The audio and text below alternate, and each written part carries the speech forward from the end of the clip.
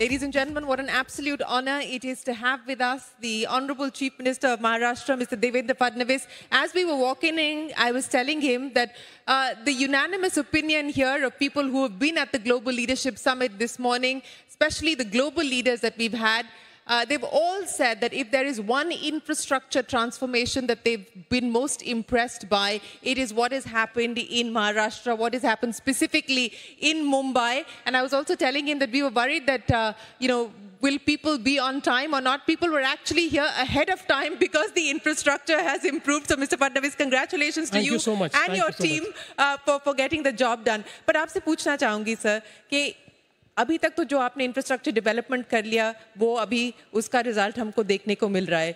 अब आप क्या प्रायोरिटाइज करेंगे? अब किस प्रकार का आप कैपेक्स डालेंगे इंफ्रास्ट्रक्चर डेवलपमेंट में? हमें क्या उम्मीद, क्या अपेक्षा आपसे रखनी चाहिए? देखिए, मैं सबसे पहले तो आपको कहना चाहता हूँ कि अभी जो आप इंफ्रास्ट्रक्चर देख रहे हैं ये केवल ट्रेलर है, असली पिक्चर अभी बाकी है. क्योंकि मुंबई और एमएमआर रीजन ये एक ऐसा रीजन है कि जो भारत की अर्थव्यवस्था को एक पावर हाउस के रूप में, एक ग्रोथ इंजन के रूप में ये डेवलप कर रहा है. और जो हमारे प्रधानमंत्री मोदी जी का सपना है इंफ्रास्ट्रक्चर लेड ग्रोथ का, उसके साथ साथ जो एक प्रकार से अर्थव्यवस्था को विस्तारित करने का जो उनका सपना है उसको पूरा करने का काम हम लोग कर रहे हैं. इसलिए अभी आपने जो देखा तो आपने कहा हम लोग यहाँ समय पर आए, तो कुछ लोगों ने मन में कहा होगा कि समय पर तो आए लेकिन बीकेसी में आने के बाद बहुत टाइम लग गया. तो मैं इसीलिए आपको बताना चाहता हूँ कि what is the next plan. आप जब ये वर्ली बांद्रा सी लिंक से बांद्रा में आते हैं तो अभी हम लोगों का एक प्लान चल रहा है कि हम बांद्रा से सीधा एक टनल ये बीकेसी में लाएंगे और बीकेसी से सीधा उस टनल को हम एयरपोर्ट ले जाएंगे. तो जिसमें आपको उसके बाद ये जो बीकेसी का जो कंजेशन है और वेस्टर्न एक्सप्रेसवे का जो कंजेशन है वो ख़त्म हो जाएगा. अभी हमारा जो बांद्रा वर्सोवा सेक्शन है उसका काम चल रहा है. बांद्रा वर्सोवा के कारण वापस हम लोग वेस्टर्न एक्सप्रेसवे जो मुंबई का 60% ट्रैफिक कैरी करता है उसको डीकंजेस्ट करेंगे. वर्सोवा से लेकर हम लोग दहीसर और दहीसर से लेकर भाईंदर, इसका काम हमने ऑलरेडी चालू कर दिया है, जिसमें कुछ टनल्स है, कुछ ब्रिजेस है, वो हमारा हो जाएगा. और फिर अभी 3 दिन पहले हमने हमारे रिकॉर्ड तोड़ने का तय किया, क्योंकि जो अटल सेतु है that is a 22 kilometres bridge, sea bridge, जो अभी देश का सबसे लंबा सी ब्रिज है. अभी हम लोगों ने भाईंदर से लेकर तो विरार तक एक 24 किलोमीटर सी ब्रिज को मान्यता दी है कि जिसका भी हम आने वाले दिनों में काम शुरू करेंगे. तो आप ये समझ लीजिए कि मुंबई को और फिर विरार से अलीबाग तक मल्टी मॉडल कॉरिडोर का काम हमने शुरू किया है. तो एक प्रकार से एमएमआर रीजन में एक लूप तैयार कर रहे हैं हम लोग, कंप्लीट एक रिंग रोड जैसा हम लोग तैयार कर रहे हैं, जिससे आने वाले दिनों में मुंबई पूरी डीकंजेस्ट होगी. और उसके साथ साथ जो ईस्ट वेस्ट कनेक्टिविटी है, उस ईस्ट वेस्ट कनेक्टिविटी के लिए थाने से बोरीवली के टनल का काम हमने शुरू किया है. तो अभी थाने से अगर बोरीवली आना है तो आपको 2 घंटा 2.5 घंटा लगता है, आप 20 या 25 मिनट में आएंगे. उसके बाद मुलुंड से गोरेगांव तक के टनल का काम हमने शुरू किया है, जहाँ 1.5-2 घंटा लगता है, आप 20 मिनट में आएंगे. और ऐसा ही हम लोगों ने थाने से सीधा नई मुंबई एयरपोर्ट तक एलिवेटेड रोड का काम हम लोग शुरू कर रहे हैं. तो कुल मिलाकर अगर आप इंफ्रास्ट्रक्चर का विचार करेंगे तो मैं ऐसा मानता हूं कि आने वाले 5 वर्षों में देश में सबसे ज़्यादा इंफ्रास्ट्रक्चर अगर कहीं तैयार हो रहा है तो महाराष्ट्र में और एमएमआर रीजन में हो रहा है. सर, आपने कहा कि ये ट्रेलर है, पिक्चर अभी बाकी है. पिक्चर का रिलीज डेट बता दीजिए. देखिए, पिक्चर का जो रिलीज डेट है, ये हमारा पिक्चर ये किश्तों में आने वाला है, तो इसलिए सीक्वेल्स में आने वाला है. इसलिए इसके अलग अलग डेट्स है, कुछ डेट 26 में, कुछ 27 में, कुछ 28 में. पर मुझे ऐसा लगता है कि 2030 तक most of it will be able to complete. तो आपने बताया कि इंस्टॉलमेंट्स में और सीक्वल्स में हमें वेट करना पड़ेगा. तो कुल मिला के किस प्रकार का कैपेक्स का आप अनुमान कर रहे हैं कि जैसे आपने बताया कि एमएमआर का इंफ्रास्ट्रक्चर डेवलपमेंट की बात कर रहे हैं? देखिए, आज अगर हम विचार करें तो एमएमआर रीजन में जो हमारे काम चल रहे हैं, they are worth 4 lakh crore, 4 lakh crore के काम चल रहे हैं। और अब अगर हम इसमें जो हमारा वाडवंड पोर्ट है उसको मिला दे तो Vadhavan port itself will be 1 lakh crore. तो ये वाडवंड पोर्ट तो एक प्रकार से मैं प्रधानमंत्री जी का धन्यवाद दूंगा कि ये एक ऐसा गेम चेंजर है। हमारे यहाँ अभी सबसे बड़ा पोर्ट जो है वो जेएनपीटी है, और जेएनपीटी की अभी जो क्षमता है कंटेनर ट्रैफिक हैंडल करने की, वो अब देश में सबसे बड़ी क्षमता जेएनपीटी ने तैयार की है। वाडवंड पोर्ट ये जेएनपीटी से 3 गुना बड़ा है। यहाँ नेचुरल 20 मीटर्स डीप ड्राफ्ट है। तो ये जिस दिन तैयार होगा उस दिन वाडवंड पोर्ट ये दुनिया के पहले 10 पोर्ट में होगा, और अगले 30 साल 40 साल महाराष्ट्र और देश की अर्थव्यवस्था को, और जो एक प्रकार से उसकी अगुवाई ये वाडवंड पोर्ट करेगा। और इसमें सबसे बड़ी बात यह है कि पोर्टलेट डेवलपमेंट की हम बात करते हैं तो हमने देखा कि जेएनपीए का पोर्टलेट डेवलपमेंट ये थोड़ा एक गोल्डन ट्रायंगल में रह गया, लेकिन अब हमने ऐसी व्यवस्था की है कि समृद्धि हाईवे और शक्तिपीठ हाईवे, ऐसे 2 जो हमारे हाईवेज है, इसके कारण पूरे महाराष्ट्र को हम पोर्टलेट डेवलपमेंट का लाभ देंगे, और महाराष्ट्र का almost every district will be connected with a super expressway with the Vadhavan port. तो मुझे ऐसा लगता है कि जो एक ग्लोबल सप्लाई चेन में हम लोग एक भूमिका निभाना चाहते हैं, उसके लिए वाडवंड पोर्ट और जो हमारे हाईवेज, ये जो इकोसिस्टम हम तैयार कर रहे हैं, ये इकोसिस्टम पूरे तरीके से इसको बदल देगी। सर, आपने कहा कि जिस दिन बनेगा it will B one of the top 10 ports in the world. किस दिन बनेगा सर? इसका पहला जो चरण है वो 3 साल में बन जाएगा। We have already started the work.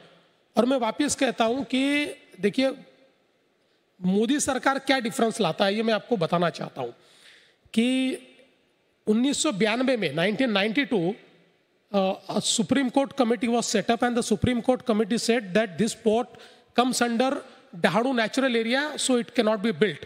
और उस दिन वो समाप्त हो गया था। 2014 में मोदी जी की सरकार आई, हमारी सरकार यहाँ आई, तो हम लोगों ने देखा कि देश में वाडवंड पोर्ट से ज्यादा अच्छी जगह ही नहीं है। इतना नेचुरल डीप ड्राफ्ट कि जहां दुनिया की सबसे बड़ी वेसल आ सकती है, ऐसा कोई दूसरी जगह पूरे भारत में नहीं है। तो इसलिए हम लोगों ने महाराष्ट्र में, मैंने एक स्टडी शुरू किया कि हम लोग जो सुप्रीम कोर्ट का ऑर्डर है उसमें से कैसे बाहर निकल सकते हैं। तो ये ध्यान में आया कि if we find out a new way, जो right of way for the Vadhavan port, तो हम इसमें से बाहर आ सकते हैं। और हमने प्रयास करके 2 सालों में एक नया राइट ऑफ वे ढूंढ कर निकाला। हम लोगों ने वो सेंट्रल गवर्नमेंट को प्रेजेंट किया, मोदी जी ने हमको उसके लिए मान्यता दी। एक जॉइंट कंपनी हमने सेंट्रल गवर्नमेंट के साथ तैयार की। We went to the Supreme Court, we obtained all the permissions. Supreme Court ने एक जज की कमेटी तैयार की for giving all the permissions. उसके सामने जाकर हमने सारी चीजें 1 साल तक सारे हियरिंग्स कंप्लीट किए, और उसका काम भी अब हमने शुरू किया है। अब वाडवंड पोर्ट का काम एक्चुअली जगह पर शुरू हो गया है। और इसके साथ साथ मैंने एक और मांग की थी। मैंने कहा हम जब पोर्ट के लिए रिक्लेमेशन कर रहे हैं तो दुनिया में आप देखेंगे तो सारे major airports are the reclaimed airports, they are offshore airports. तो मैंने कहा कि भारत का पहला ऑफशोर एयरपोर्ट ये वाडवंड के साथ बनना चाहिए, क्योंकि यहाँ एयरपोर्ट है, यहाँ एयरपोर्ट बनेगा, बाजू में जो हमारी बुलेट ट्रेन है वो बुलेट ट्रेन वहाँ है, और हमारा जो रोड है वो भी वहाँ तक जा रहा है। तो एक मल्टी मॉडल कनेक्टिविटी यहाँ पर हो जाएगी। और ये मैंने मांग की, प्रधानमंत्री जी ने तुरंत कहा कि it is a good idea, और उन्होंने कहा कि यहाँ हम एयरपोर्ट भी बनाएंगे। तो हमारे मुंबई का तीसरा एयरपोर्ट, दूसरा तो हमने बना दिया, तीसरा एयरपोर्ट हम वाडवंड में बनाने जा रहे हैं, जो देश का पहला ऑफशोर एयरपोर्ट होगा। और जो एक प्रकार से, चूंकि ये मुंबई है, बाजू में नई मुंबई है, तीसरी मुंबई जो बन रही है, ये हमारा जो न्यू मुंबई का एयरपोर्ट है उसकी विसिनिटी में तीसरी मुंबई बन रही है, और चौथी मुंबई हम बनाएंगे वाडवंड में। आपने पूरा एक कॉम्प्रिहेंसिव रोड मैप हमें दिया सर, उसमें आपने बुलेट ट्रेन का जिक्र किया था, तो उसी पे मैं आपसे पूछना चाहूंगी कि पटरी पे कब आएगी? नहीं, पटरी पे आ गई। 2019 में एक्सीडेंटली हमारी सरकार चली गई थी और एक्सीडेंटली दूसरी सरकार आई थी, तो एक्सीडेंटल सीएम ने उसको स्टे कर दिया था और उसका सारा काम बंद हो गया था। लेकिन वापस जैसे हम आए, हमने विद इन 3 to 4 months उसको पटरी पे लाया, लैंड एक्विजिशन कंप्लीट किया और अब जोरों से काम चल रहा है।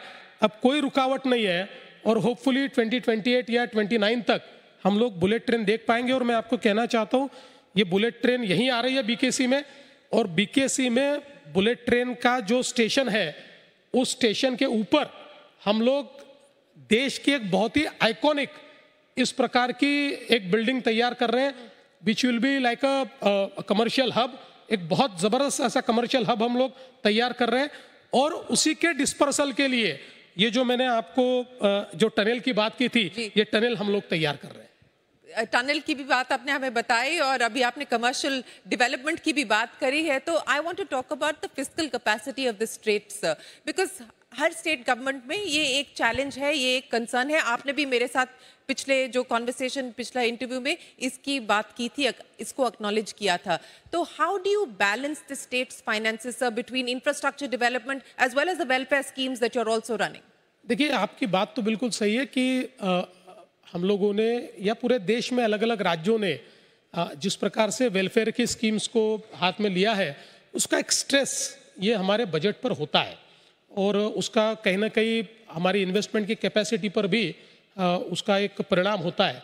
लेकिन मैं ऐसा मानता हूं कि आज हम जिस प्रकार की अर्थव्यवस्था में है, उस अर्थव्यवस्था में अगर आपके पास प्रोजेक्ट है, अगर आपका प्रोजेक्ट क्लीन है, अगर आपका प्रोजेक्ट बैंकेबल है, तो पैसे की कोई कमी नहीं।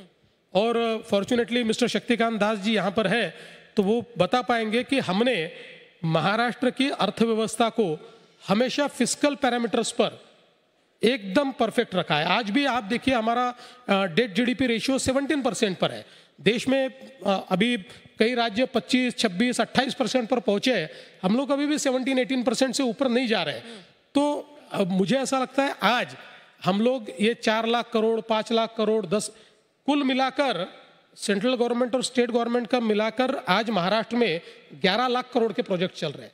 तो ये जो सारा पैसा आ रहा है, इसका कारण यही है कि हमारे जो इन्वेस्टर्स हैं उनको ये विश्वास है कि Maharashtra is capacity to repay. हमारा ट्रैक रिकॉर्ड भी वैसा ही रहा है, हम लोगों ने फिस्कल डिसिप्लिन काफ़ी बड़े पैमाने पर रखी है। तो मुझे लगता है कि वी आर ट्राइंग टू मतलब स्ट्राइक अ बैलेंस कि जहाँ वेलफेयर स्कीम्स और हमारी जो इंफ्रास्ट्रक्चर की नीड्स है, इसको हम लोगों ने बैलेंस करने की कोशिश की है। आपने पिछली बारी मुझे बताया था कि वेलफेयर स्कीम्स जैसे कि लाडली बहन स्कीम है, उसका एक प्रकार से ऑडिट चल रहा है, क्लीन अप चल रहा है, तो वो काम अब समाप्त हो चुका है या उसमें और कार्य बाकी? नहीं, अभी उसका एक पोर्शन हमने कर लिया। जो डाउटफुल अकाउंट्स हमको लग रहे थे, उनको हम लोगों ने रोककर अभी उसका फिजिकल वेरिफिकेशन हमने शुरू किया है। तो it will take around 4 to 5 months more. मैं ज्यादा राजनीतिक सवाल पूछना नहीं चाहती, लेकिन पूछती हूँ आपसे, बिहार के इलेक्शन के बारे में एक रिकॉर्ड टर्नआउट हुआ है, तो आप उसका क्या मैसेज ले रहे हैं ये रिकॉर्ड टर्नआउट को लेके? देखिए, 2 चीजें हैं। एक तो रिकॉर्ड टर्नआउट इसलिए है कि एक प्रो इनकम्बेंसी वोट ये यहाँ पर लोगों ने दिया है। और दूसरा मैं ये कहना चाहता हूँ कि देखिए, SIR के कारण जो हमारी वोटर लिस्ट का क्लीन अप हुआ है, वो क्लीन अप के कारण आज इस प्रकार का वोटिंग हुआ है। तो मुझे ऐसा लगता है कि एक ये मॉडल तैयार हुआ है SIR का, और ये पूरे देश में करने की जो घोषणा इलेक्शन कमीशन ने की है, मैं तो उसका स्वागत करता हूँ। आप स्वागत कर रहे हैं SIR का, लेकिन ये जो उम्मीद थी कि SIR की वजह से कटौती होगी, बढ़ोतरी नहीं होगी, आप कह रहे हैं कि टर्नआउट में बढ़ोतरी हुई है SIR की वजह से? बिल्कुल, क्योंकि ये जो सारे नाम थे, जो कुछ डुप्लीकेट होंगे, कुछ गलत होंगे, कुछ बांग्लादेशियों के होंगे, कोई और किसी के होंगे, तो कुल मिलाकर उसके कारण वोटर लिस्ट जो होती थी वो फूलती थी। उसमें एक अननेचुरल इस प्रकार का नंबर आता था, which was not the actual number. SIR के कारण एक्चुअल नंबर आया। तो आप, जैसे मैं मुंबई की बात करता हूँ, हमेशा मुंबई का वोटिंग आपको 50% दिखता है। क्यों दिखता है? जिस दिन SIR हो जाएगा उस दिन इसी लिस्ट के ऊपर मुंबई का 65% वोटिंग दिखेगा। तो ये हम करीब पिछले 25 सालों में हम लोगों ने हमेशा हम लोगों ने मतलब इलेक्शन कमीशन ने ही क्योंकि ये तो कोई पॉलिटिकल पार्टी का काम नहीं, इलेक्शन कमीशन का काम है, लेकिन इलेक्शन कमीशन ने पिछले 25 वर्षों में हमेशा समरी रिवीजन किया। और समरी रिवीजन में प्रॉब्लम ये होता है कि आप जैसे कोई शहर, अगर मुंबई जैसा शहर है, इस शहर में कई लोग ये माइग्रेट करते हैं। कोई कांदिवली में रहता है फिर बोरीवली चला जाता है, कोई मालाड में रहता है मुलुंड में चला जाता है। तो ये जब माइग्रेट करते हैं तो उनका वहाँ पर भी नाम होता है, और यहाँ जाने के बाद उन्होंने फॉर्म 9 भरकर या 8 भरकर अपना नाम ट्रांसफ़र करना चाहिए, वो नहीं करते, वो फॉर्म 6 भर देते हैं और अपना नाम यहाँ भी कर देते हैं। तो इसके कारण भी प्रॉब्लम्स होते हैं। कई बार कुछ लोग माइग्रेटरी लोग होते हैं जो लोग अपना नाम डलवा देते हैं। तो ऐसी सारी चीज़ों का जो क्लीनअप होना चाहिए था, ये क्लीनअप पिछले 25 सालों में नहीं हुआ है, और उसके कारण हमारी जो वोटर लिस्ट है उसमें कई लोगों की संख्या बढ़ी हुई है। स्पेशली जहाँ अर्बनाइजेशन है वहाँ पर तो ये बहुत ज़्यादा हुआ है। तो मुझे लगता है कि ये जो प्रोसेस अभी समरी की जगह इंटेंसिव जो रिवीजन करने का निर्णय ये इलेक्शन कमीशन ने लिया है, ये बहुत अच्छा है। और मैं तो ऐसा मानता हूँ कि आने वाले दिनों में इलेक्शन कमीशन ने ये कंप्लीट हमारी जो वोटर लिस्ट है इसको ब्लॉकचेन में कन्वर्ट करना चाहिए, ताकि कोई भी व्यक्ति किसी भी राज्य से कहीं पर भी जाए, किसी भी जगह से कहीं पर भी जाए, तब भी वो आइडेंटिफाई होना चाहिए, ताकि एक नाम बार बार ना आए, या इस प्रकार से उसको भी आसानी रहे कि नाम आज किसी को अगर नाम इधर से उधर ले जाना है तो यहाँ से वहाँ उनको फॉर्म भरना है, वो फॉर्म यहाँ आकर कटवाना है, ये बड़ी प्रॉब्लम्स है, तो वो प्रॉब्लम भी दूर हो जाएगी। Since we are talking about election, sir आपसे पूछना चाहेंगे बीएमसी इलेक्शंस, कॉर्पोरेशन के इलेक्शंस कब तक होने की उम्मीद है? देखिए, इलेक्शन कमीशन ने जो इंडिकेशन दिया है उसके अनुसार जनवरी में वो इलेक्शंस होंगे ऐसा दिखता है, क्योंकि अभी हमारी जो छोटी कॉरपोरेशन है या जिसको हम नगर पालिकाएँ कहते हैं, उनके इलेक्शन ऑलरेडी घोषित कर दिए हैं। 2 दिसंबर को उसके चुनाव है, उसके बाद जिला पंचायतों के चुनाव होंगे और फिर कॉरपोरेशन के चुनाव होंगे। 2 आखिरी सवाल आपसे पूछना चाहूँगी। एक तो यूएस के साथ जो हमारी बायलैटरल ट्रेड एग्रीमेंट की बात चल रही है, नेगोशिएशंस अभी फिलहाल चल ही रहे हैं, आपके स्टेट को भी इससे काफ़ी डिफ़िकल्टीज़ है, काफ़ी चैलेंजेस हैं, क्योंकि कई सेक्टर्स हैं जो टैरिफ की वजह से इम्पैक्टेड है। उम्मीद की जा रही थी कि एक एक्सपोर्ट रिलीफ पैकेज बनाया जाएगा, फिलहाल उसका कोई खुलासा हुआ नहीं है। तो आप स्टेट के लेवल पे इसको कैसे डील कर रहे हैं? देखिए, जिस समय ये सारा टैरिफ वाला मसला हुआ, उस समय हम लोगों ने इसका हमारे ऊपर क्या इम्पैक्ट हो सकता है इस दृष्टि से काफ़ी स्टडी किया। हम लोगों ने एक स्टडी ग्रुप भी तैयार किया। हमारा जो नीति आयोग का हमारा जो महाराष्ट्र अवतार है मित्रा, उसमें हम लोगों ने एक पूरा इसका कॉम्प्रिहेंसिव नोट तैयार किया। और जैसे प्रधानमंत्री जी ने हम लोगों को एक संदेशा दिया कि इसको आपदा मत समझिए, इसको अवसर समझिए, और 2 संदेश उन्होंने दिए कि लुक फॉर अल्टरनेट मार्केट्स, और ज़्यादा से ज़्यादा ईज ऑफ डूइंग बिजनेस करके आप जो कॉस्ट है बिजनेस की, cost of doing business should be brought down, so that इसका इम्पैक्ट बिजनेसेस जो है वो उसको एक प्रकार से सहन कर पाए। तो हम लोगों ने ये प्रयास किया कि जहाँ एक और अल्टरनेट मार्केट्स क्या हो सकते हैं, इसका विचार भी हम लोगों ने किया। और साथ साथ हम लोगों ने एक मिशन हाथ में लिया कि 100 बिग रिफॉर्म्स, और 100 बिग रिफॉर्म्स के लिए हम लोगों ने एक कमेटी तैयार की और एक वॉर रूम तैयार की, और every month this war room is monitoring the reform process. So हम लोग 100 बिग टिकट रिफॉर्म करना चाहते हैं, जिसमें से करीब 23 हम लोगों ने कर दिए हैं। और इसको जो वॉर रूम है मैं खुद उसको संचालित करता हूँ। सो सीएम्स वॉर रूम ये इसको ट्रैक करता है कि भाई ये रिफॉर्म हुए कि नहीं, इसकी प्रोसेस हुई कि नहीं, प्रोसेस होने के बाद वो नीचे तक पहुंची कि नहीं, इसको हम कर रहे हैं। तो मुझे ये लगता है कि निश्चित रूप से हम लोग इसको अवसर के रूप में इसका इस्तेमाल करेंगे। बड़े पैमाने पर हम ईज ऑफ डूइंग बिजनेस करेंगे, कॉस्ट ऑफ डूइंग बिजनेस को नीचे लाने की कोशिश करेंगे, और नए मार्केट्स ये हम लोग ढूंढ रहे हैं। और हमको तो मतलब हम ढूंढ रहे का अर्थ है कि बिजनेसेस ही हमको कहते हैं, हम लोगों को सिर्फ उसमें जो हर्डल्स है, उसमें जो उनकी अड़चन है, उसको हमको दूर करना पड़ता है, वो हम लोग कर रहे हैं। तो मुझे लगता है कि निश्चित रूप से हम लोग इस इम्पैक्ट को सहन करेंगे। आपने कहा कि 100 में से 23 रिफॉर्म्स, आपके जो 100 रिफॉर्म्स का प्लान है वो हो चुके हैं, तो बाकी कब होंगे सर? नहीं होंगे, क्योंकि देखिए ये एक लंबा प्रोसेस होता है रिफॉर्म का, और it is not just a reform on a paper पर रिफॉर्म करना बड़ा आसान होता है, लेकिन उसको सिंक इन करना, उसको नीचे तक पहुंचाना, उसके लिए एंड टू एंड इस प्रकार की व्यवस्थाएं खड़ी करना, ये भी करना पड़ता है। तो हमने प्रयास ये किया है कि अगले पूरा मतलब हमने 1 साल का समय दिया है 100 रिफॉर्म्स के लिए, उसके बीच हम कर लेंगे। आप प्रयास की बात कर रहे हैं और मैं जानती हूं कि आप बहुत ट्राई कर रहे हैं कि आप स्टार्टअप्स को भी महाराष्ट्र में एक स्टार्टअप हब बनाएं। अभी अमिताभ कांत जी स्टार्टअप से बात कर रहे थे, दिल्ली में है, बेंगलोर में है, मुंबई से कोई नहीं था सर। तो स्टार्टअप्स को बॉम्बे में और मुंबई में शिफ्ट करने का आप किस प्रकार से आगे प्रयास करेंगे? आपने अमिताभ कांत जी का ट्वीट नहीं देखा? आप जब स्टार्टअप इंडिया का रिपोर्ट प्रकाशित हुआ तो अमिताभ कांत जी का आप ट्वीट देखिए, उन्होंने ही ट्वीट किया हुआ है, स्टार्टअप इंडिया के रिपोर्ट में startup capital is not Bangalore, it is not Hyderabad, it is Maharashtra, it is Mumbai. Bye absolute numbers and bye absolute investment Maharashtra he number 1 है स्टार्टअप में। इसलिए हाँ, लेकिन और हमको करने की जरूरत है, we can not be complacent, लेकिन आप ये समझ लीजिए कि आज देश का स्टार्टअप हब ये महाराष्ट्र ही है। तो आप क्या मैसेज देना चाहेंगे सर जाने से पहले, before we start the felicitation? You've got startups, you've got industry leaders, you've got students. What is the message that you'd like to leave with them about Maharashtra? देखिए, हमारी तो टैगलाइन है, महाराष्ट्र रुकने वाला नहीं है, we are not going to stop. और ये आप समझ लीजिए कि भारत की जो एक हमारा प्रधानमंत्री जी का मिशन है विकसित भारत 2047, उस विकसित भारत 2047 के साथ हमने विकसित महाराष्ट्र को अलाइन किया है, और पूरी ताकत के साथ हम महाराष्ट्र को एक ग्लोबली कॉम्पिटिटिव इस प्रकार का स्टेट इस रूप में हम देख रहे हैं। और ये करते हुए मैं एक कहना चाहता हूँ कि मैं ये नहीं कहता कि हर चीज़ में वी आर द बेस्ट, और भी कई राज्य हैं जिन्होंने बहुत अच्छा काम किया है। तो महाराष्ट्र में हम लोगों ने ये पद्धति रखी है कि जिस राज्य ने जो अच्छा किया है हम उससे वो लेते हैं और उससे अच्छा करने का प्रयास करते हैं। तो हमारी कुछ मामलों में कंपटीशन अलग अलग राज्यों से, और कुछ मामलों में हम अलग अलग देशों से भी कॉम्पीट कर रहे हैं।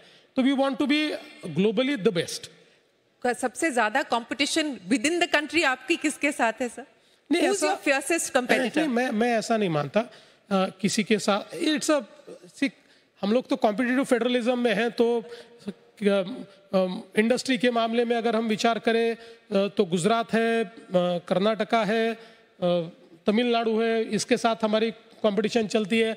अगर आप अलग अलग सेक्टर देखिए तो अलग अलग सेक्टर में अलग अलग लोगों के साथ कंपटीशन। लेकिन एक बात आप ध्यान में रखिए कि ultimately one of the indicator is FDI, और FDI में Maharashtra has consistently being number 1, और इट्स नॉट जस्ट नंबर 1। अगर आप देखिए तो हमारे बाद के जो 3 राज्य है, उन 3 राज्यों का मिला के जितना FDI है, उससे ज्यादा FDI अकेले महाराष्ट्र में आ रहा है। So we are the number 1। Devendra Fadnavis ji, thank you so much for joining us here. May I request you to please remain seated, sir?